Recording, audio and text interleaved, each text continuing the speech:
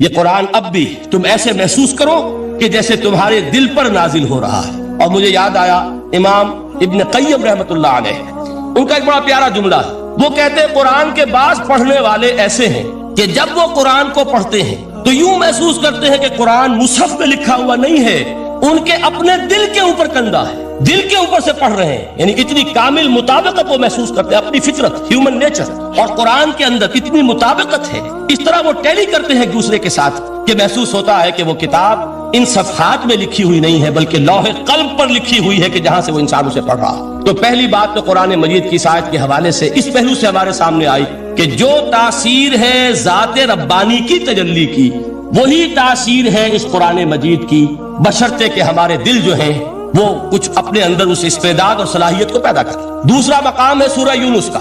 اب کسی کلام کی عظمت کا دوسرا پہلو ہو سکتا ہے اس کی افادیت کے اعتبار سے، اس سے فائدہ کیا ہوگا نوع انسانی کے لیے۔ دیکھیے دو آیات، یہ عظیم خزانے ہیں عظمت قرآن کے۔ سورہ یونس میں یا ایھا الناس، اے لوگو، قد جاءتکم موعظۃ من ربکم وشفاء لما فی الصدور وہدی ورحمۃ للمؤمنین۔ 4 الفاظ نوٹ کر لیجیے۔ اے لوگو، آ گئی ہے تمہارے پاس وہ چیز تمہارے رب کی طرف سے جو موعظہ ہے۔ موعظہ کسے کہتے ہیں؟ نصیحت۔ اس بات کو ذرا سمجھ لیجیے ترتیب کیا ہے۔ نصیحت اسے کہتے ہیں، جی رہا نہیں جا رہا، میں نے اس کی ترتیب بدلی ہوئی ہے۔ مجھے یاد دلایا ایک صاحب نے کہ سورہ رحمان کی ابتدائی آیات کا بیان تو رہ گیا، وہ رہا نہیں، میں نے پڑھا کسی اور ترتیب سے تھا، بیان کسی اور ترتیب سے کر رہا ہوں۔ پڑھنے میں 4، 2 اور 1، اور اب جو میں بیان کر رہا ہوں پہلے 1 آیت سورہ حشر کی جو بیان کی، اب 2 آیات ہیں سورہ یونس کی۔ لوگوں، تمہارے پاس آ گئی ہے تمہارے رب کی طرف سے موعظت، اور تمہارے سینوں کے اندر جو روگ ہیں ان کے لیے علاج۔ توجہ کیجئے گا، ہم نے قرآن کو کیا سمجھا ہے؟ صرف ایک مقدس کتاب، ایک حصول ثواب یا ایصال ثواب کا آلہ۔ قرآن ہے کیا؟ نمبر 1 موعظہ۔ موعظہ کسے کہتے ہیں؟ وعظ اسے کہتے ہیں وہ بات جس سے دل نرم ہو جائے، دل کے اندر گداز پیدا کرنے والی شے۔ وجہ کیا ہے؟ اعلیٰ سے اعلیٰ حکیمانہ بات کسی سے کہی جائے، دل سخت ہے، اثر نہیں ہوگا، ایک کرسٹ آ جاتا ہے انسان کے دل کے اوپر۔ جیسے کہ یہود کے علماء کے بارے میں فرمایا گیا، ثم قست قلوبکم فہی کالحجارۃ او اشد قسوۃ وَإِنَّ مِنَ الْحِجَارَةِ لَمَا يَتَفَجَّرُ مِنْهُ الْأَنْهَارُ وَإِنَّ مِنْهَا لَمَا يَهْبِطُ مِنْ خَشْيَةِ اللَّهِ وَإِنَّ مِنْهَا لَمَا يَشَّقَّقُ فَيَخْرُجُ مِنْهُ الْمَاءُ۔ اے لوگوں، پھر تمہارے دل سخت ہوتے چلے گئے، پھر وہ پتھروں کے مانند سخت ہو گئے، بلکہ ان سے بھی زیادہ سخت، اس لیے کہ پتھروں میں تو وہ بھی ہوتے ہیں کہ جو اللہ کے خوف سے گر جاتے ہیں، پتھروں میں وہ بھی ہوتے ہیں کہ جو اللہ کی خشیت سے پھٹ جاتے ہیں، ان میں سے پانی بہ نکلتا ہے۔ پتھر تو اس طرح کے ہیں، لیکن انسان کا دل جب سخت ہو جائے، جب پتھر بن جائے، تو کوئی شے دنیا کی اس کی سختی کا مقابلہ نہیں کر سکتا۔ پہلے اس سختی کو نرم کریں گے، جیسے زمین ہے چٹیل زمین، اس زمین کے اندر ہل چلے گا تو بارش جو ہے فائدہ دے گی، اس کو آپ زمین کو نرم کرتے ہیں تاکہ وہ بارش کو جذب کرے، ورنہ چٹیل زمین ہے سخت، وہ پانی بہ جائے گا اور وہ زمین کے اندر جذب نہیں ہوگا۔ تو پہلا لفظ استعمال کیا موعظہ۔ یہ قرآن واعظ ہے، نصیحت ہے، دلوں کو نرم کرتا ہے، دلوں پر جو کرسٹ آ گیا ہے سخت اسے توڑتا ہے، اس میں ہل چلاتا ہے۔ پھر کیا کرتا ہے؟ پھر جب یہ جذب ہوتا ہے، شفاء لما فی الصدور، جو سینے کے روگ ہیں ان کے لیے شفا۔ اب آپ غور کیجئے گا، علامہ اقبال نے انہی 2 اعتبارات سے مسلمانوں کا مرثیہ کہا ہے کہ مسلمانوں نے اس قرآن کو نہ موعظہ کے لیے استعمال کیا اور نہ تزکیہ نفس کے لیے استعمال کیا، بلکہ اس کو تو صرف بنا لیا ہے وہ جان آسانی سے نکالنے کا نسخہ یا ایصال ثواب کا آلہ۔ چنانچہ کہتے ہیں واعظ کے لیے واعظ دستاں زن و افسانہ بند۔ واعظ جو ہے ہمارے داستانے کہتے ہیں، افسانے کہتے ہیں، قصے کہتے ہیں، لطیفے کہتے ہیں۔ معنی او پست و حرف او بلند، اس کے بیان میں معنی تو ہوتے ہیں بہت ہی گھٹیا، نیچے کے پست، الفاظ کا شکو ہوتا ہے، الفاظ بہت اونچے ہوتے ہیں۔ از خطیب و دل میں گفتارے او با ضعیف و شاذ و مرسل کارے او۔ سارا واعظ و نصیحت جو ہو رہا ہے وہ ضعیف حدیثوں کے ذریعے سے، ضعیف روایات بخاری کی ہو، مسلم کی ہو، ترمذی کی ہو، ابن ماجہ کی ہو۔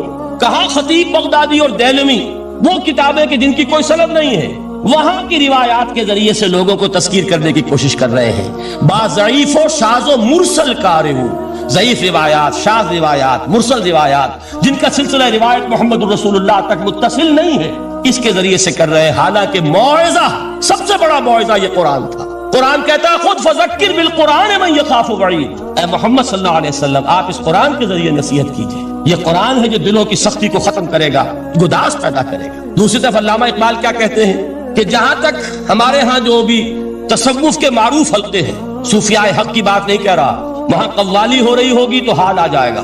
صوفی پشمینہ پوشے حال مست، از شراب نغمہ قوال مست. قوال سے جو کچھ مل رہا ہے، حال آ رہا ہے، مستی آ رہی ہے، کیف اور سرور حاصل ہو گیا ہے. صوفی پشمینہ پوشے حال مست، از شراب نغمہ قوال مست. لیکن یہ کہ اس کی محفل میں درنمی سعادت بقرآن محفلش، اس کی محفل میں قرآن کا کہیں گزر نہیں ہے. جبکہ محمد رسول اللہ صلی اللہ علیہ وسلم کی بھی ایک محفل ہوتی تھی، محفل سماع. وہ محفل سماع کیا تھی؟ حضور صحابہ سے فرمائش کر کر کے قرآن سنتے تھے. حضرت عبداللہ ابن مسعود رضی اللہ تعالیٰ عنہ کی روایت موجود ہے کہ مجھے ایک مرتبہ حکم دیا حضور نے کہ قرآن سناؤ. میں نے عرض کیا حضور آپ کو سناؤں؟ آپ پر تو نازل ہوا ہے. تو حضور نے فرمایا نہیں، مجھے کسی اور سے سن کر کچھ اور لطف حاصل ہوتا ہے. اب امتثال امر میں حضرت عبداللہ ابن مسعود رضی اللہ تعالیٰ عنہ نے سورہ نساء پڑھنی شروع کی. 41ویں آیت پر پہنچے. چشم تصور سے دیکھیے کہ حضور بھی تشریف فرما ہے، صحابہ کرام کی محفل ہے، اور صحابہ کیسے بیٹھا کرتے تھے ادب کے ساتھ. ایک روایت میں الفاظ آئے ایسے بیٹھتے تھے ساکت و صامت ہو کر، بالکل خاموش، سکون، ساکن اور ساکت اور صامت، کہ جیسے ان کے سروں پر پرندے بیٹھے ہیں کہ ذرا جنبش کریں گے تو پرندہ اڑ جائے گا، اس ادب کے ساتھ. تو وہ محفل جو ہے حضور صلی اللہ علیہ وسلم کی، اور ایک صحابی حضرت عبداللہ ابن مسعود گردن نیچی کیے ہوئے ہیں اور قرآن پڑھتے چلے جا رہے ہیں. جب اس آیت پر پہنچے فَكَيْفَ إِذَا جِئْنَا مِن كُلِّ أُمَّةٍ بِشَهِيدٍ وَجِئْنَا بِكَ عَلَىٰ هَٰؤُلَاءِ شَهِيدًا. کیا ہوگا اس دن جس دن کہ ہم ہر امت پر ایک گواہ کھڑا کریں گے، اور اے نبی آپ کو گواہ بنا کر لائیں گے ان کے خلاف. آپ کو یہ ٹیسٹیفائی کرنا ہوگا کہ اللہ تیرا جو کلام میرے پاس آیا تھا میں نے پہنچا دیا تھا، اب ان کی ذمہ داری ہے. They are accountable, they are responsible. اس پر حضور نے فوراً فرمایا حسبک حسبک، بس کرو بس کرو. اور حضرت عبداللہ ابن مسعود فرماتے ہیں کہ میں نے جب نگاہ اٹھا کر دیکھا حضور کے آنکھوں سے آنسو روا تھے. یہ ہے سماع، یہ محفل سماع ہے. کاش کہ اللہ تعالی ہمیں اس کی توفیق عطا فرمائے. یہ ہے مسنون محفل سماع. اس قرآن کے اندر وہ گداز ہے. آیا کہ نہیں 7ویں پارے کے بالکل آغاز میں وَإِذَا سَمِعُوا مَا أُنزِلَ إِلَى الرَّسُولِ تَرَىٰ أَعْيُنَهُمْ تَفِيضُ مِنَ الدَّمْعِ مِمَّا عَرَفُوا مِنَ الْحَقِّ يَقُولُونَ رَبَّنَا آمَنَّا فَاكْتُبْنَا مَعَ الشَّاهِدِينَ. تو یہ ہے دوسری چیز کہ در حقیقت تزکیہ نفس کا ذریعہ یہ قرآن ہے. سینوں میں جو روگ ہیں، حب دنیا، حب مال، حب شہرت، حب اقتدار، جس کو کہ ایڈلر کہتا ہے دی ارج ٹو ڈومینیٹ، میرا غلبہ ہو، میرا تسلط ہو، میں نمایاں ہو جاؤں، میری حکومت بن جائے، اختیار میرے ہاتھ میں آ جائے، دی ارج ٹو ڈومینیٹ. یہ ساری ارجز ہیں ہماری در حقیقت جس سے فساد رونما ہے. یہ حب مال ہے جس کی وجہ سے ہمارے اندر تنافس ہے. الہاکم التکاثر حتی زرتم المقابر. یہ کثرت اور بہتات کی طلب تمہیں غافل کیے رکھتی ہے یہاں تک کہ قبروں تک جا پہنچتے ہو. آنکھ انسان کی کھل نہیں پاتی. جس کے پاس 10 نسلوں کے لیے کھانے کو موجود ہے اس کی بھی حرص جو ہے اور مزید کا لالچ جو ہے وہ ختم نہیں ہوتا. یہ چیزیں ہیں اصل روگ. ان دلوں کے روگوں کا اور سینوں کے اندر کے ان امراض کا علاج قرآن. یا ایھا الناس قد جاءتکم موعظۃ من ربکم وشفاء لما فی الصدور. اب جب یہ دو چیزیں ہو جائیں گی، اب تیسرا لفظ ہے ہدن. ہدایت بیکار ہے جب تک دل میں گداز نہ ہو. ہدایت بیکار ہے جب تک کہ نیت درست نہ ہو. کوئی شخص بڑا عالم ہے لیکن اپنے علم کو اس نے ذریعہ بنایا ہے دنیا کمانے کا، تو در حقیقت یہ قرآن اس کے حق میں ہدایت نہیں ہے، اس کے حق میں عذاب خدا بندی کا ذریعہ بن رہا. حضور نے خود فرمایا القرآن حجت لک و علیک. یہ قرآن یا تمہارے حق میں حجت ہے یا تمہارے خلاف حجت بنے گا قرآن کے قیامت کے دن. اس لیے کہ ایک شخص اس کو دنیا کمانے کا ذریعہ بنا رہا ہے، ایک شخص اس کو شہرت کے حصول کا ذریعہ بنا رہا ہے، ایک شخص علم کو ذریعہ بنا رہا ہے دنیا میں نمایاں ہونے کا، اپنی تعریف کا. حضور نے فرمایا کہ قیامت کے دن سب سے پہلے 3 افراد کا معاملہ پیش ہوگا عدالت خدا بندی میں. ایک وہ جو بڑا عالم سمجھا جاتا تھا، اس سے بڑا علم پھیلا. دوسرا وہ جو بہت صاحب ثروت تھا، اس نے بہت خیرات کے کاموں میں پیسہ لگایا. تیسرا وہ جو دنیا میں شہید سمجھا جاتا تھا کہ اللہ کی راہ میں جنگ کرتے ہوئے جان دیا. اللہ ان تینوں سے جو اس کو نعمتیں دی تھی ان کا ذکر کر کے پوچھے گا کہ میں نے تمہیں یہ دیا، تمہیں یہ دیا، تمہیں یہ دیا، تم کیا کر کے لائے؟ وہ شہید کہے گا کہ اللہ میں نے تیری راہ میں جنگ کی اور اپنی جان دے دی تاکہ تو راضی ہو جائے. اللہ فرمائے گا کذبتا، تو نے جھوٹ بولا. انک قد قاتلت لئن یقال جریء. تو نے تو یہ جنگ اس لیے کی تھی کہ کہا جائے کہ بڑا جری ہے، بڑا بہادر ہے. یہ لوگوں سے بہادری کے تمغے لینا تمہارا مقصود تھا. وقد قیل، وہ کہا جا چکا ہے، اب یہاں تمہارے لیے کچھ نہیں. اور فرشتوں کو حکم ہوگا اور وہ اونڈے منہ اس کو گھسیٹتے ہوئے جہنم میں جھونک دیں. دنیا میں شہید سمجھا جا رہا ہے، آخرت میں جہنمی ہے. یہی حال اس عالم کا ہوگا، یہی حال اس دولت مند کا ہوگا. تم نے یہ علم پھیلایا تھا کہ تمہارے علم کا چرچا ہو جائے، تمہاری شہرت ہو جائے، لوگ تمہاری دست بوسی کرنے لگے، لوگ تم سے جھک کر ملے. وہ دنیا میں ہو گیا، تمہارا مطلوب مل چکا، تمہارا مقصود حاصل ہو چکا، اب یہاں کچھ نہیں. تو جان لیجئے کہ جب تک دلوں کے روگ درست نہ ہوں علم بیکار ہے، ہدایت قطعاً غیر مفید ہے۔ پہلے دلوں کا کرست اترے، اس کی سختی دور ہو، یہ ہے موعظہ۔ دلوں کے اندر سے حب جاہ، حب دنیا، حب مال نکلے، یہ ہے تزکیہ۔ شفاء لما فی الصدور، اب ہدایت خدا بندی، اب راستہ آپ دیکھیں گے اور اس راستے پر چلیں گے۔ یہ ہدایت جو ہے دنیا میں، یہی آخرت میں رحمت کی شکل میں ظاہر ہوگی۔ جنہوں نے اس قرآن کی ہدایت سے فائدہ اس دنیا میں اٹھایا، آخرت میں رحمت خدا بندی کی بدلیاں ان پر سایہ کریں۔ ایک حدیث میں تو باقاعدہ الفاظ آئے ہیں کہ سورہ بقرہ اور سورہ آل عمران یہ دو بدلیوں کی صورت میں ظاہر ہوں گی میدان حشر میں، اور ان لوگوں پر سایہ کریں گی کہ جن کو ان سے بڑی محبت تھی۔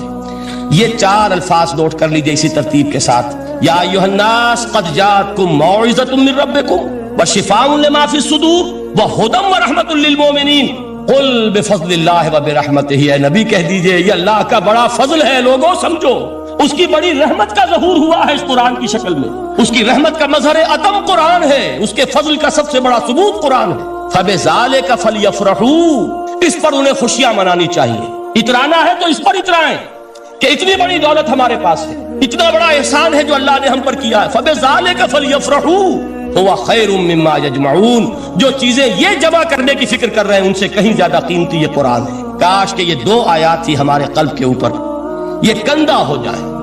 پہلی بات میں نے عرض کی تھی، اس کا شعور ہر ایک کے لیے ممکن نہیں، اس کا باطن بیدار ہو چکا ہو۔ لو انزلنا هذا القرآن على جبل لرأيته خاشعا متصدعا من خشیۃ اللہ، جن کی ارواح بیدار ہو چکی ہوں وہ قرآن کی اس تاثیر کو محسوس کریں گے۔ لیکن یہ دوسری چیز ہے کہ جو ہمارے لیے پریگمیٹک پہلو سے، عملی اعتبار سے، افادے کے اعتبار سے یہ چار الفاظ اور رحمت اور فضل خدا بندی کا سب سے بڑا مظہر، اور خوشیاں مناؤ کہ اللہ کی یہ نعمت تمہارے پاس موجود ہے۔ اب وہ تیسرا مقام ہے سورہ رحمان کا، بڑی چھوٹی چھوٹی آیات۔ آپ نے سنا ہوگا حضور نے سورہ رحمان کے بارے میں فرمایا ہے سورۃ الرحمان عروس القرآن، یہ سورہ رحمان جو ہے یہ قرآن کی دلہن ہے۔ جیسے دلہن کو آپ خوشنما لباس پہناتے ہیں، آراستہ پیراستہ اس کو گہنے اور اس کو زیور پہناتے ہیں، تو جس طریقے سے سجاتے ہیں آپ دلہن کو، اللہ تعالیٰ نے ایک سورت قرآن مجید میں ایسی رکھی ہے سورہ رحمان کہ اسے خوب سجایا۔ اس میں الفاظ کا در و بست، اس کا اپنا ایک ڈیوائن میوزک ہے۔ وہ تو اللہ تعالیٰ قراء جو ہے، خاص طور پر مصر کے قراء، اللہ تعالیٰ ان پر رحمت نازل فرمائے، ان کی خطاؤں سے درگزر کرے۔ جس طرح قرآن کے انٹرنسک میوزک کو انہوں نے واضح کیا ہے، واقعہ یہ ہے کہ اگر یہ لوگ نہ ہوتے، شیخ عبد الباسط محمد عبد الصمد، شیخ محمود خلیل الحصری، یہ لوگ کہ جنہوں نے قرآن کے اس غنا، میوزک، یہ لفظ جو ہے آپ حیران نہ ہو کہ میں یہ کوئی توہین کر رہا ہوں قرآن کی، حضور نے یہ لفظ استعمال کیا ہے، تغنو، اس قرآن کو اچھی سے اچھی خوشلہانی کے ساتھ پڑھو۔ من لم یتغن بالقرآن فلیس منا، جو قرآن کو بہتر سے بہتر انداز میں، اچھی سے اچھی آواز میں، خوشلہانی کے ساتھ پڑھنے کی کوشش نہیں کرتا، وہ ہم میں سے نہیں ہے۔ بلکہ ایک مرتبہ حضور رات کے وقت آپ گشت پر تھے اپنے ساتھیوں کے حالات معلوم کرنے کے لیے۔ حضرت ابو موسیٰ اشعری رضی اللہ تعالیٰ عنہ ایک صحابی ہیں، ان کے گھر کے پاس سے گزر ہوا، وہ رات کو تہجد پڑھ رہے تھے، کھڑے ہوئے کیف کے عالم میں قرآن تلاوت کر رہے ہیں۔ حضور کو بہت پسند آئی ان کی قرات، کافی دیر تک وہاں کھڑے سنتے رہے۔ اب انہیں کیا پتا کون سن رہا ہے، بالکل اسی طرح سمجھ لیجئے ایک بات یاد آئی ہے، حضور فرماتے ہیں کہ جس طرح کان لگا کر اللہ قرآن کو سنتا ہے کسی چیز کو نہیں سنتا۔ ہمیں نظر نہیں آتا نا، ہمیں معلوم نہیں، ہم قرآن پڑھ رہے ہیں تو سننے والا کون ہے؟ سب سے زیادہ کان لگا کر خود اللہ۔ یہاں اس لیے مجھے یاد آیا کہ ابو موسیٰ اشعری کو کیا پتا تھا کہ کون سن رہا ہے، اپنی کیفیت میں نماز میں تہجد میں قرآن کی تلاوت کر رہے تھے، اور ظاہر بات ہے ان کے گھر ایکڑوں میں بنے ہوئے نہیں تھے، ایک ایک کمرہ، ایک ایک کوئی حجرہ، ایسے ہی تو گھر تھے نا صحابہ کے، لہذا حضور پاس سے گزرے، آواز آئی، کافی دیر سنتے رہے۔ اس کے بعد آپ تشریف لے گئے، صبح فجر میں ملاقات ہوئی تو حضور نے تحسین کے انداز میں فرمایا، یا ابا موسیٰ انک قد اوتیت مزمارا من مزامیر آل داؤد، اے ابو موسیٰ تمہیں تو آل داؤد کے سازوں میں سے ایک ساز اللہ نے عطا فرما دیا ہے۔ جس طرح حضرت داؤد، لہن داؤدی مشہور ہے کہ جب وہ پچھلے پہر رات کو حمد کے ترانے الاپتے تھے، قرآن میں ہے کہ پرندے شامل ہو جاتے تھے ساتھ، اور پہاڑ وجد میں آتے تھے، پہاڑ بھی ان کے ساتھ شریک ہوتے تھے۔ تو جس طرح کا اللہ نے ان کو لہن عطا فرمایا تھا، حضور نے تحسین کے انداز میں فرمایا ہے ابو موسیٰ اشعری، اللہ نے تمہیں بھی آل داؤد کے سازوں میں سے ایک ساز عطا فرمایا۔ بہرحال قرآن مجید کا جو یہ میوزک ہے، قرآن کے الفاظ کا جو حسن ہے، جہاں تک حسن معنوی ہے وہ تو ہر لفظ میں ہے، لیکن یہ حسن ظاہری، حسن صوتی، حسن لفظی، یہ اپنے کلائمیکس پر آپ کو نظر آئے گا سورہ رحمان میں۔ لیکن قرآن میں یہ سورت اس اعتبار سے بھی ممتاز ہے، اس کی 4 آیات پر ذرا توجہ کریں گے، عجیب حقائق سامنے آئے جہاں یہ قرآن مجید کے حسن صوت اور حسن لفظی کی معراج ہے، وہیں اس کی پہلی 4 آیات میں 4 چوٹی کی چیزوں کا ذکر ہے، سب سے اونچی چیزیں۔ پہلی آیت کیا ہے؟ الرحمن، ایک آیت ہو گئی۔ رحمان کیا ہے؟ اللہ کا نام ہے۔ کبھی آپ نے غور کیا اللہ کے ناموں میں سب سے پیارا نام کون سا ہوگا؟ رحمان۔ کیوں؟ اس کا مادہ کیا ہے؟ رحمت۔ ہمیں سب سے بڑھ کر جس چیز کی ضرورت ہے وہ کیا ہے؟ رحمت خداوندی۔ نام اچھی طرح سن لیجئے اس حضور کے قول کو۔ حضور فرماتے کوئی شخص جنت میں مجرد اپنے عمل کی بنیاد پر داخل نہیں ہو سکے گا جب تک کہ رحمت خداوندی دستگیری نہ کرے۔ کسی صحابی نے بڑی ہمت اور جرأت کا ثبوت دیا کہ پوچھ لیا کیا حضور آپ بھی؟ جب آپ نے فرمایا کوئی شخص داخل نہیں ہو سکتا جنت میں محض اپنے عمل کی بنیاد پر جب تک کہ رحمت خداوندی جو ہے وہ دستگیری نہ فرمائے۔ پوچھا گیا کیا آپ بھی؟ آپ نے فرمایا ہاں میں بھی۔ آپ اندازہ کیجئے کہ اگر محمد الرسول اللہ بھی رحمت خداوندی کے ضرورت مند ہوں تو تابع دیگراں چہ رسد ہماری تو سب سے بڑی ضرورت رحمت خداوندی۔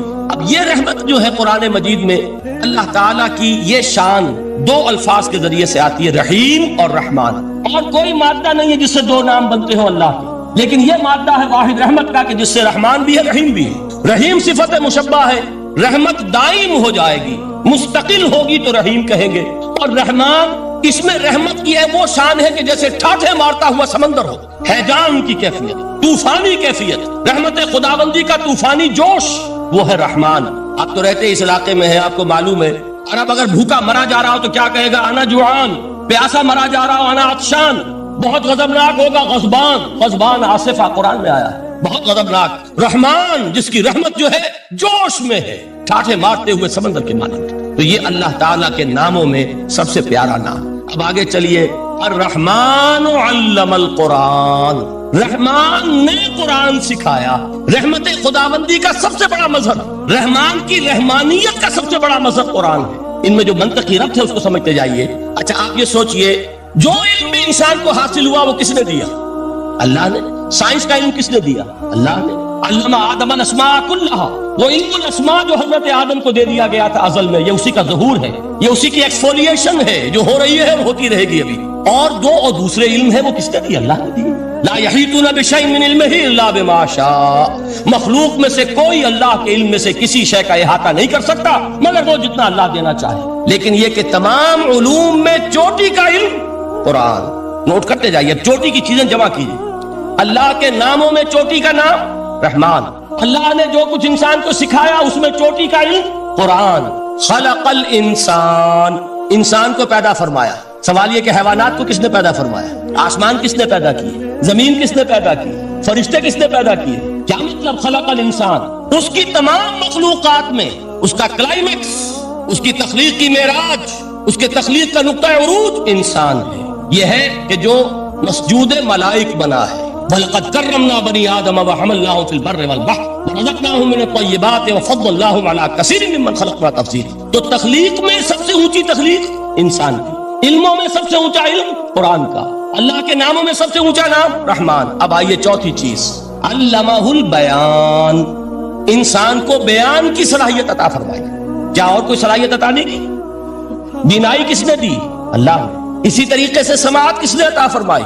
اللہ نے۔ کتنی فیکلٹیز ہیں، کتنے ایکسٹرنل آرگنز ہیں سینس کے، کتنے انٹرنل سینسز ہیں جو اللہ نے دیے ہیں۔ لیکن یہاں بھی سمجھ لیجئے جتنی فیکلٹیز ہیں ہیومن فیکلٹیز، ان میں ٹاپ کی فیکلٹی جو ہے وہ اسپیچ ہے، کلام ہے، بیان ہے۔ جن لوگوں نے میڈیکل سائنس کا مطالعہ کیا ہے وہ جانتے ہیں کہ یہ برین ہے، ہیومن برین، اس برین میں جو وہ اوپر ایک زرد سا مادہ ہوتا ہے، گرے میٹر، اس کی ایک کوٹنگ ہوتی ہے، یہ ہائیسٹ ایوالوڈ فارم ہے، اور اس میں سب سے بڑا رقبہ جو ہے وہ اسپیچ سینٹر کہلاتا ہے۔ اسی لیے انسان کو حیوان ناطق کہتے ہیں۔ حیوان کے اور انسان کے مابین امتیاز قائم کیا گیا، نطق، گویائی، بولنا۔ اب یہ کیا چیز ہوئی؟ انسان کی صلاحیتوں میں سے سب سے اونچی صلاحیت۔ 4 آیتیں ہو گئی نا۔ اللہ کے ناموں میں سب سے چوٹی کا نام رحمان، اس نے جو علوم پیدا کیے ان میں چوٹی کا علم قرآن، اس نے جو مخلوقات پیدا فرمائی ان میں چوٹی کی مخلوق انسان، انسان کو جو صلاحیت اور استعدادات عطا فرمائی ان میں چوٹی کی استعداد بیان۔ جمع کیجئے، نتیجہ کیا نکلے گا؟ وہ نتیجہ ایک حدیث نبوی کی شکل میں سامنے آتا ہے۔ پہلی حدیث میں نے یہی پڑھی تھی، اس کے راوی کون ہے؟ عثمان ابن عفان۔ میں حیران ہوتا ہوں وہ قافیہ یہاں بھی موجود ہے، رحمان، قرآن، بیان، انسان، عثمان، عفان، باپ کا نام بھی اسی وزن پر ہے، عثمان ابن عفان۔ عن عثمان ابن عفان رضی اللہ تعالی عنہ قال قال رسول اللہ صلی اللہ علیہ وسلم، حضرت عثمان شہید مظلوم ذوالنورین رضی اللہ تعالی عنہ فرماتے ہیں کہ اللہ کے رسول صلی اللہ علیہ وسلم نے فرمایا خیرکم من تعلم القرآن وعلمہ، تم میں سے بہترین لوگ وہ ہیں جو قرآن سیکھیں اور سکھائیں۔ قوت بیان جو تمہاری ٹاپ فیکلٹی ہے، اس کا استعمال کسی گھٹیا کام کے لیے نہیں ہونا چاہیے۔ دیکھیں اردو میں محاورہ ہے کہ توپ سے مکھی نہیں ماری جاتی، توپ بنائی گئی ہے کسی بڑی شے کے لیے، مکھی مارنے کے لیے توپ استعمال نہیں ہوتی۔ یہ قوت بیان جو ہے، جو ٹاپ موسٹ فیکلٹی ہے ہیومن جو فیکلٹیز ہیں ان میں سے، اس کا استعمال بھی ٹاپ موسٹ ہونا چاہیے۔ قرآن کو بیان کرو، وہ جیسے کہ علامہ اقبال نے کہا ہے، بلکہ غالباً ان کے قبر پر آس پاس جو اشعار لکھے ہوئے ان میں سے ایک یہ بھی ہے، اگر یک قطرہ خونداری اگر مشتے پرے داری بیابامن تو آموزم طریق شاہ بازی را، اگر تمہارے اندر ایک قطرہ بھی خون کا ہے اور مٹھی بھر بھی پر اگر اللہ نے دیے ہیں تو ہے میرے پاس آؤ کہ میں تمہیں شہبازی کے طریقے سکھاؤں۔ اسی طرح جان لیجئے اگر اللہ نے قوت گویائی عطا فرمائی، اگر اللہ نے تمہیں حیوان ناطق بنایا، اگر اللہ تعالیٰ نے تمہیں یہ صلاحیت عطا فرمائی، اس صلاحیت کا مصرف دنیا کو نہ بناؤ، اس صلاحیت کا مصرف اللہ کے کلام کو پھیلانے پر اس کو صرف کرو۔ خیرکم من تعلم القرآن وعلمہ، خیر جب لفظ آتا ہے بغیر من کے، ورنہ تو آتا خیر من ہو تو یہ ہوگی کمپیریٹیو جو ایک ایڈجیکٹیو جو ہوتی ہے، لیکن یہ سپرلیٹیو ڈگری ہے جب بغیر من کے ہوگا۔ خیرکم دی بیسٹ امنگسٹ یو، جو تم میں بہترین لوگ ہیں وہ کون ہیں؟ من تعلم القرآن وعلمہ، جو قرآن سیکھیں اور سکھائیں، قرآن پڑھیں اور اسے بیان کریں۔ آج جان لیجئے سب سے بڑی ضرورت اس بات کی ہے کہ آج کا قرآن پڑھیں۔ آپ حیران ہوں گے کہ یہ کیا کہا اس میں؟ دیکھیے قرآن اترا ہے 1400 برس پہلے، لیکن تا قیام قیامت نوع انسانی کو جتنے مسائل درپیش ہوں گے ان سب کا حل اس میں ہے، البتہ کھودنا پڑے گا، گہرائی میں اترنا ہوگا۔ ایک قرآن کی سطح ہے، اس سطح نہیں، اس کی گہرائیوں کے اندر غوطہ زنی کرو۔ قرآن میں ہو غوطہ زن اے مرد مسلمان، اور آج کا قرآن یعنی آج کی ہدایت جو اللہ نے اس میں رکھی ہوئی ہے، ڈگ اٹ آؤٹ، اس کو نکالو اس کے اندر سے۔ ابھی میں حدیث تو آپ کو سناؤں گا، اس میں یہ تصور آئے گا سامنے اور واضح ہو کر۔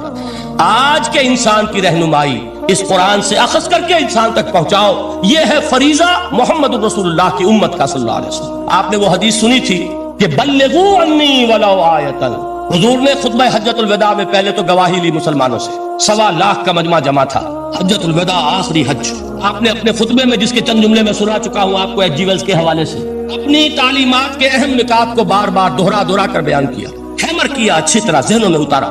اس کے بعد ایک سوال کیا، الا هل بلغت، لوگوں میں نے پہنچا دیا کہ نہیں؟ اور پورے مجمع نے کہا انا نشهد انک قد بلغت، بلکہ ایک روایت میں الفاظ بڑے پیارے آئے ہیں، انا نشهد انک قد بلغت الرسالۃ وادیت الامانۃ ونصحت الامۃ وکشفت الغمۃ۔ ہاں حضور ہم گواہ ہیں، آپ نے امانت ادا کرنے کا حق ادا کر دیا، رسالت کے فرائض کا حق ادا کر دیا، امت کی خیر خواہی کا حق ادا کر دیا، اور آپ نے گمراہی کے پردوں کو چاک، اندھیروں کو چاک کر دیا۔ 3 مرتبہ حضور نے سوال کیا، 3 مرتبہ جواب دیا، پھر آپ نے نگاہ آسمان کی طرف اٹھائی، انگشت شہادت سے 3 مرتبہ اشارہ کیا، اللہم اشہد، اللہم اشہد، اللہم اشہد، اے اللہ تو بھی گواہ ہے، یہ مان رہے ہیں کہ میں نے یہ قرآن ان تک پہنچا دیا۔ یعنی جسے آپ انگریزی میں کہتے ہیں سائی آف ریلیف، کہ ایک بڑا بھاری بوجھ آ پڑا تھا، بڑی ذمہ داری تھی، انا سنلقی علیک قولا ثقیلا، اے محمد ہم آپ پر ایک بڑی بھاری بات ڈالنے والے ہیں۔ اے اللہ گواہ ہے کہ وہ بوجھ میرے کاندھے سے اتر گیا، یہ تسلیم کر رہے ہیں کہ میں نے حق امانت ادا کر دی، تیری امانت تھی میرے پاس یہ کلام، اللہ کا یہ پیغام انسانوں کے لیے نازل ہوا محمد پر صلی اللہ علیہ وسلم، تو امانت کا بوجھ کس کے بارے گراں کس کے کاندھے پر ہے؟ حضور کے۔ اگر ادا نہ کرتے، ابھی وہ آپ نے آیت سنی تھی، یا ایھا النبی بلغ ما انزل الیک من ربک فإن لم تفعل فما بلغت رسالۃ، یا ایھا الرسول، اے رسول صلی اللہ علیہ وسلم پہنچا دیجئے جو کچھ نازل کیا گیا ہے آپ پر آپ کے رب کی طرف سے، اور اگر بالفرض آپ نے ایسا نہ کیا تو امانت کا حق ادا نہیں ہوگا، رسالت کا حق ادا نہیں ہوگا۔ حضور نے پہنچا کر گواہی لے کر جیسے کہ ایک اطمینان کا سانس لیا، اللہم اشہد، اللہ تو بھی گواہ ہے۔ اس کے بعد آپ نے فرمایا تھا وہ چھوٹا سا جملہ جو آپ میں سے ہر شخص بآسانی یاد کر کے اٹھ سکتا ہے، فَلْيُبَلِّغِ الشَّاهِدُ الْغَائِبَ، اب پہنچائیں وہ جو یہاں ہیں ان کو جو یہاں نہیں ہے، اس لیے کہ میری رسالت پوری نوع انسانی کے لیے۔ وقت فرصت ہے کہاں، کام ابھی باقی ہے، نور توحید کا اتمام ابھی باقی ہے، ابھی تو ہند تک یہ پیغام جانا ہے، چینیوں تک جانا ہے، ابھی یورپ میں اس پیغام کو پہنچنا ہے۔ دی اذانیں کبھی یورپ کے کلیساؤں میں، کبھی افریقہ کے تپتے ہوئے صحراؤں میں، یہ کون کرے گا؟ اے امت محمد، یہ ذمہ داری ہے تمہاری صلی اللہ علیہ وسلم۔ اسی کو آپ نے مزید تاکیدن فرمایا بلغوا انی ولو آیۃ، میرا کوئی امتی بھی اس سے بالکل فارغ نہ رہ جائے، بالکل محروم نہ رہے، ایک آیت بھی پہنچا سکتا ہو تو پہنچائے۔ یہ ہے وہ ذمہ داری کہ جو اس حدیث کی روح سے خیرکم من تعلم القرآن وعلمہ، ایک ہوتا ہے ذمہ داری کو ایک بوجھ کی حیثیت سے، ایک فرض کی حیثیت سے بیان کرنا، یہاں ہے تشویق اور ترغیب کا انداز۔ کون نہیں چاہتا کہ میں بہتر سے بہتر کیریئر اختیار کروں؟ کون نہیں چاہتا کہ میری زندگی اعلیٰ سے اعلیٰ ہو؟ کون نہیں چاہتا کہ میرا وقت جو ہے اس کی بڑی سے بڑی قیمت مجھے ملے؟ کاش کہ ہمیں معلوم ہوتا کہ قرآن کا سیکھنا اور سکھانا کتنا اعلیٰ کیریئر ہے۔ کاش کہ ہمیں معلوم ہوتا کہ قرآن کی تبلیغ اور دعوت، اس میں جو لمحہ گزر رہا ہے وہ کتنا قیمتی ہو گیا ہے، اس کا کتنا بڑا جو ثواب اللہ کے ہاں ملنا ہے۔ تو خیرکم من تعلم القرآن وعلمہ، تم میں سے بہترین لوگ وہ ہیں جو قرآن سیکھے اور سکھائیں۔ دوسری حدیث حضرت عمر سے مروی ہے رضی اللہ تعالیٰ عنہ۔ یہ پہلی روایت متفق علیہ تھی، بخاری اور مسلم دونوں میں موجود ہے۔ دوسری روایت صحیح مسلم کی ہے۔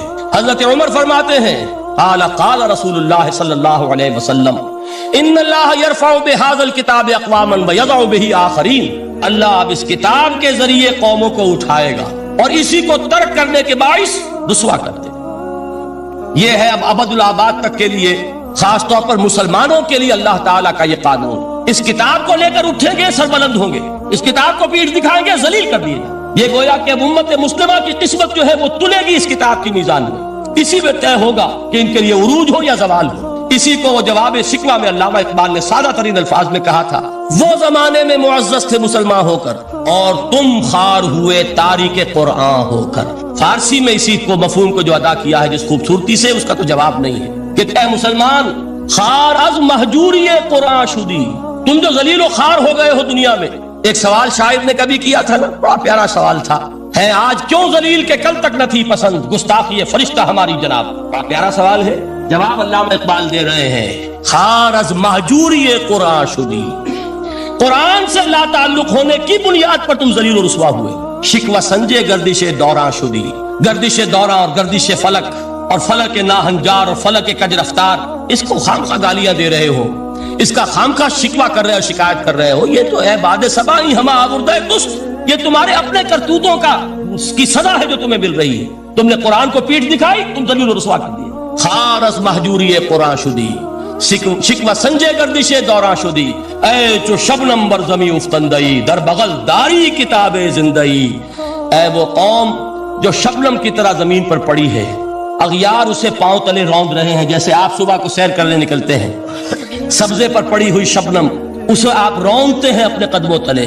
اے امت محمد، آج تو دنیا کی قوموں کے سامنے اسی طرح پابال ہے، سرنگوں ہے، لیکن ہوش میں آ کہ تیری بغل میں وہ کتاب زندہ موجود ہے، وہ کتاب زندہ جس نے کہ دنیا میں یہی جزیرہ نماء عرب وحشی لوگوں کا مسکن، نہ یہاں علم، نہ یہاں تمدن، نہ یہاں تہذیب، نہ یہاں تنظیم، کوئی ڈسپلن نہیں، کوئی حکومت نہیں، کوئی تہذیب نہیں، کچھ نہیں، تاریکیاں ہی تاریکیاں۔ یہی کتاب تھی جس نے اسے منور کیا، یہی کتاب تھی جس نے دنیا کا امام بنایا، یہی کتاب تھی جس نے دنیا کا معلم بنایا، یہ کتاب تھی جس نے نئے نئے علوم ایجاد کرنے سکھائے، یہ کتاب تھی جس کی بدولت یہی عرب تھے جنہوں نے یونان کے فلسفے اور سائنس کو جو مر چکے تھے انہیں زندہ کیا، ان میں نئی چیزوں کا اضافہ کیا اور اسپین کی یونیورسٹیوں کے ذریعے سے یورپ تک دوبارہ پہنچا دیا۔ یہ وہ کتاب ہے، در بغل داری کتاب زندگی۔ اقبال نے کیسے کیسے شکوے کہے ہیں، اسی قرآن میں ہے اب تر کے جہاں کی تعلیم، جس نے مومن کو بنایا مہو پرمی کا امیر۔ اس قرآن کو لے کر مسلمان نکلا ہے، ایک ہاتھ میں قرآن، ایک میں تلوار۔ برا نہ مانیے، قرآن تلوار کا نام بھی آپ اپولوجیٹک انداز میں نہ لیا کریں۔ انقلاب کی تکمیل تلوار سے ہوتی ہے، انقلاب کی تمہید کسی کتاب سے ہوتی ہے، اچھی طرح جان لیں۔ کبھی انقلاب صرف کتاب سے نہیں آیا، کتاب سے ذہن بدلتے ہیں، کتاب سے فکر بدلتی ہے، کتاب سے سوچ بدلتی ہے، کتاب سے ایک جماعت تیار ہوتی ہے، ایک قوت تیار ہوتی ہے۔ وہ 313 جو میدان بدر میں تھے وہ قرآن کا اعجاز کا ظہور تھے، لیکن ان کے ہاتھوں میں تلوار آئی ہے۔ ہم اسے ڈینائی نہیں کریں گے کہ در حقیقت انقلاب محمدی کی تکمیل میں یقیناً تلوار کا حصہ، لیکن یہ تلوار ہاتھ میں لینے والے آتے کہاں سے اگر قرآن کے ذریعے سے محمد الرسول اللہ نے وہ جماعت تیار نہ کی ہوتی، وہ کام کیا ہے یتلو علیہم آیاتہ ویزکیہم ویعلمہم الکتاب والحکمہ، وہ سارا عمل قرآن کے گرد گھوم رہا ہے جس سے وہ جماعت تیار ہوئی۔ اور پھر اقبال نے اس کو بھی 2 جملوں کے اندر ادا کر دیا، ایک شعر کے 2 مصرے، با نشہ درویشی در ساز و دما دم زن جو پختہ شوی خود را بر سلطنت جم زن۔ پہلے ہے وہ نشہ درویشی، وہ فقر، وہ صحابہ کرام کے وہ راتوں کو اللہ کے سامنے کھڑے رہنا، وہ تزکیہ نفس، وہ موعظہ قرآنی، وہ تزکیہ جو قرآن کے ذریعے سے ہو رہا تھا 13 برس تک ہوا۔ اب جب ایک جماعت تیار ہو گئی، ایک قوت وجود میں آئی، تو اب اس قوت کو محمد رسول اللہ نے باطل کے نظام پر دے مارا، ٹکرایا۔ بانش درویشی در ساز و دمادم زل، چوں پختہ شری خدرا پر سلطنت جم سن، تبھی وہ انقلاب آیا۔ جاء الحق وزهق الباطل ان الباطل کان زہوقا۔ تو اللہ تعالیٰ اس کتاب کو اب میزان بنا چکے ہیں۔ وبالحق انزلناہ وبالحق نزل، یہ قرآن حق کے ساتھ نازل ہوا ہے، فیصلہ کن کتاب ہے۔ انہ لقول فصل وما هو بالحزل، یہ قول فصل ہے، حزل نہیں ہے، کسی شاعر کی شاعری نہیں ہے کہ آپ نے تحسین کی تو کیا اور نہ کی تو کیا۔ یہ کتاب وہ ہے کہ اگر مانو گے تو مہو پرویں کا امیر بنو گے، اور اگر اس کو پیٹھ دکھائے رکھو گے جیسے دکھائی تم نے تو ذلیل کر دیے جاؤ گے، رسوا کر دیے جاؤ گے، جیسے کہ آج کم سے کم 300 برس سے پوری دنیا میں مسلمان ذلیل اور خار از محجوری قرآن شدی، شکوہ سنجے گردش دوران شدی، اے چو شبنم بر زمین افتندئی در بغل داری کتاب زندئی، ان اللہ یرفع بہذا الکتاب اقواما ویضع بہ آخرین، رواہ مسلم۔ آخری حدیث جس پر کہ میں اپنی گفتگو ختم کر دوں گا، یہ حضرت علی سے ہے رضی اللہ تعالی عنہ۔ دیکھیے ایک حدیث حضرت عثمان سے، ایک حضرت عمر سے، ایک حضرت علی سے۔ یہ سب کون ہیں؟ یہ سب ہمارے ہیں۔ یہ محمد الرسول اللہ صلی اللہ علیہ وسلم کی تربیت کا شاہکار۔ حضرت ابوبکر رضی اللہ تعالیٰ عنہ سے بھی ایک حدیث مروی ہے، لیکن اس کا متن مجھے یاد نہیں تھا۔ مفہوم اس کا یہ ہے کہ جس شخص کو اللہ نے قرآن جیسی دولت دی ہو اور پھر بھی کبھی اس کے دل میں یہ خیال آئے کہ اللہ نے اپنے کسی اور بندے کو کوئی زیادہ بڑی نعمت دی ہے، اس نے قرآن کی ناقدری کی۔ کسی ملینئر کو دیکھ کر اور بلینئر کو دیکھ کر، کسی کا بہت بڑا محل دیکھ کر اگر تمہارے دل میں یہ خیال آیا کہ یہ دولت بڑی ہے اس دولت سے جو تمہارے پاس ہے قرآن کی، تو تم قرآن کی قدر و قیمت سے واقف نہیں۔ تمہیں معلوم کیا کہ یہ کتنی بڑی دولت ہے؟ یہ در حقیقت شرح ہے اسی انہی الفاظ قرآنی کی کہ فَبِذَلِكَ فَلْيَفْرَحُوا هُوَ خَيْرٌ مِّمَّا يَجْمَعُونَ۔ جو کچھ دنیا جمع کرتی ہے، جن کو قیمتی اشیاء سمجھ کر لوگ جمع کرتے ہیں، ان سے کہیں بڑھ کر قیمتی یہ قرآن ہے۔ تو حضرت ابوبکر سے یہ مروی، حضرت عمر سے ان اللہ یرفع بہذا الکتاب اقواما ویضع بہ آخرین، حضرت عثمان سے خیرکم من تعلم القرآن وعلمہ۔ اب آئیے حضرت علی، سیدنا علی رضی اللہ تعالی عنہ۔ وہ حدیث طویل ترین ہے جو مدح قرآن میں محمد الرسول اللہ سے مروی ہے صلی اللہ علیہ وسلم۔ پوری حدیث مجھے یاد بھی نہیں ہے اور اس کا وقت بھی نہیں ہے، لیکن بڑی پیاری حدیث ہے اس اعتبار سے۔ آغاز کیسے ہوا؟ حضرت علی فرماتے ہیں قال رسول اللہ صلی اللہ علیہ وسلم انہا ستکون فتنۃ، ان قریب ایک بہت بڑا فتنہ رونما ہوگا۔ حضور نے خبر دی فتنے کی۔ حضرت علی فرماتے اس پر میں نے عرض کیا، میں نے عرض کیا من مخرج منہا یا رسول اللہ، اے اللہ کے رسول اس سے نکلنے کا راستہ کون سا ہوگا؟ دیکھیے یہ لکھا ہوا ایگزٹ، نکلنے کا راستہ۔ اور عام طور پر آپ نے دیکھا ہوگا بڑے ہالز میں یہ سرخ روشنی ہوتی ہے، اس میں اس کا اہتمام کیا جاتا ہے کہ اگر خدا نہ خواستہ کو حادثہ ہو جائے لوگوں کو معلوم ہو نکلنے کا راستہ کون سا، یہ مخرج۔ حضور نے خبر دی کہ فتنہ ہوگا۔ تو دیکھیے میں ایک بات عرض کیا کرتا ہوں، ذرا توجہ کیجئے۔ ہمارا حال کیا ہے؟ ہم بڑے ریشنلسٹ قسم کے لوگ ہیں، یہ زمانہ ریشنلزم کا ہے۔ اگر ہم ہوتے تو کیا پوچھتے؟ وہ فتنہ کیا ہوگا، کیوں ہوگا، کہاں سے آئے گا؟ ہمارے سوال یہ ہوتے، کب آئے گا، کیوں، کہاں، کب، کیسے۔ ان سب کی حیثیت علمی سوالات کی ہے۔ بھائی کب آئے گا ایک علم ہے، کیسے آئے گا علم ہے، کہاں سے آئے گا علم ہے، لیکن اصل جو عملی اعتبار سے اہمیت والی شے ہے، بچاؤ کا راستہ کون سا ہوگا؟ محمد الرسول اللہ، یہ بتائیے ہم۔ من مخرج منہا یا رسول، حضرت علی نے یہ نہیں پوچھا فتنہ کیا ہوگا، کہاں سے آئے گا حضور، کیوں آ جائے گا، کب آ جائے گا، نہیں، من مخرج منہا یا رسول، اللہ کے رسول یہ بتائیے کہ جب وہ فتنہ رونما ہوگا تو نکلنے کا راستہ کون سا؟ اس کا جواب ہے ارشاد فرمایا محمد رسول اللہ نے، کتاب اللہ، اللہ کی کتاب ہے وہ مخرج۔ یہ کتاب ہے کہ جس کو تھامو گے تو فتنوں سے محفوظ رہو گے۔ اس کے بعد آپ فرماتے ہیں فیہ نبأ ما قبلکم وخبر ما بعدکم وحکم ما بینکم، اس میں تم سے پہلوں کی بھی خبریں موجود ہیں، عاد اور سمود اور قوم نوح اور قوم ہود اور قوم لوط اور قوم صالح اور آل فرعون، یہ کون ہے؟ من قبلکم، تم سے پہلے۔ وفیہ خبر ما بعدکم، جو کچھ تمہارے بعد ہونے والا اس کی خبریں بھی موجود ہیں، لیکن وہ کیسے ہوں گی؟ وہ بٹوین دی لائنز ہوں گی، وہ بین السطور ہوں گی۔ ان کے لیے انسان کو، آپ کو معلوم ہے ایک عبارت میں سطور ہوتی ہے اور ایک درمیان میں ہوتا ہے، ان کے کچھ لکھا ہوا نہیں ہوتا۔ You have to read between the lines. Quran میں بعد میں آنے والے حالات بھی درج ہیں، لیکن اس طرح نہیں جیسے کہ پچھلے حالات درج۔ اس کے لیے ذرا ان ڈیپتھ پانڈرنگ اوور، غور و فکر اور تدبر کی ضرورت ہوگی۔ وَحُكْمُ مَا بَيْنَكُمْ، اور جتنے اختلافات تمہارے اندر پیدا ہوں گے تا قیام قیامت ان سب کا فیصلہ بھی اس کتاب میں موجود ہے۔ وَهُوَ حَبْلُ اللَّهِ الْمَتِينُ وَهُوَ الذِّكْرُ الْحَكِيمُ، یہی تو ہے وَهُوَ الصِّرَاطُ الْمُسْتَقِيمُ، سیدھا راستہ اور کون سا؟ یہ قرآن تو ہے۔ ہر رکعت میں کہتے ہیں اهْدِنَا الصِّرَاطَ الْمُسْتَقِيمُ، اور قرآن دیا ہوا ہے اس پر غور نہیں کرتے۔ عجیب تماشا ہے ہمارا، نماز کی ہر رکعت میں اهْدِنَا الصِّرَاطَ الْمُسْتَقِيمُ، اور حضور فرماتے ہیں وَهُوَ الصِّرَاطُ الْمُسْتَقِيمُ، صراط مستقیم یہ قرآن ہی تو ہے۔ الذکر الحکیم یہ قرآن ہی تو ہے۔ وَهُوَ حَبْلُ اللَّهِ الْمَتِينُ، اور یہی ہے اللہ کی مضبوط رسی۔ آپ نے قاری صاحب سے وہ آیات سنی سورہ آل عمران کی، وَاعْتَصِمُوا بِحَبْلِ اللَّهِ جَمِيعًا وَلَا تَفَرَّقُوا، اللہ کی رسی کو مضبوطی سے مل جل کر تھامو اور تفرقے میں مبتلا نہ ہو۔ تفرقہ ہوگا تو کیا ہوگا؟ تمہاری ہوا اکھڑ جائے گی۔